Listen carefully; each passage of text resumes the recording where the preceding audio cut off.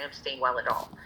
But mycobacteria are unique with that presence of mycolic acid in their cell wall. Remember in lab we studied the acid-fast stain. The acid-fast stain was targeting mycolic acid in mycobacteria. So isoniazid is a very narrow spectrum drug, and it's super narrow spectrum and specific to mycobacteria because it actually attacks mycolic acid. So any microorganism, any bacteria that does not contain mycolic acid, this particular drug is not going to have any effect against it because its selective target, its selective toxicity is mycolic acid. And mycolic acid is only present in mycobacteria. So isoniazid, and that's like tuberculosis and leprosy. So isoniazid is given for tuberculosis. There's been some resistance developing to it, so they take another narrow spectrum antibiotic known as streptomycin here, and they add it. It's also semi-effective against mycobacteria, and oftentimes these two are given together. One, to help with resistance, and two, to just attack that organism from all angles. But streptomycin is usually considered a fairly narrow spectrum antibiotic simply because it's only effective against gram-negative bacteria. Penicillin is narrow spectrum because it's only effective against gram-positive bacteria, and this has to do with their selective targets. Tetracycline is a broad spectrum antibiotic because its selective toxicity target is present in both gram-positive and gram-negative bacteria. When we move over into eukaryotic pathogens, our drug spectrum gets very narrow. And this is because eukaryotic organisms have a very similar cellular structure to us because we are eukaryotic. So now eukaryotic pathogens are much more difficult to target. Viruses are under the eukaryotic realm simply because they infect eukaryotic cells, but they're not eukaryotic organisms. Remember, these are non-living pathogens.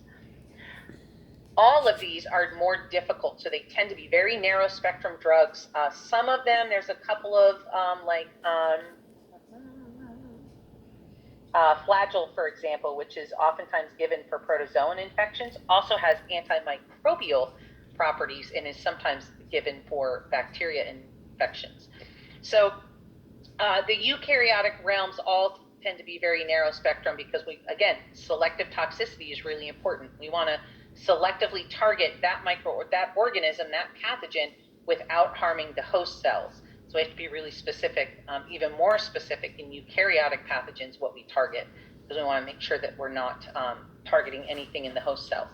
And sometimes we do. Sometimes that selective toxicity is not as selective as it necessarily should be, or could be, that we necessarily want it to be. Let me rephrase it that way. So those drugs sometimes do have a lot of side effects because the selectivity of the target is not as selective as we necessarily really want it to be. But we have to treat the disease. So here's just reiterating broad spectrum versus narrow spectrum. So remember, broad spectrum antibiotics are those that are going to be effective against both gram-positive and gram-negatives, always dependent on the target. And then we have a superinfection. Now, superinfections are the result of taking antibiotics, and there's two different reasons this occurs. One reason in a superinfection is when we target a specific bacteria, like let's say we use a broad spectrum antibiotic. If we use a broad spectrum antibiotic, we're going to break down a lot of normal flora, but there's going to be some microorganisms that it's not effective against. So in that case, those normal flora that it's not effective against will begin to grow again. And so we get a disruption in normal flora population balance. And so a secondary organism that would normally be kept under control is now able to grow like crazy. An example of that would be like C. difficile and broad spectrum tetracycline.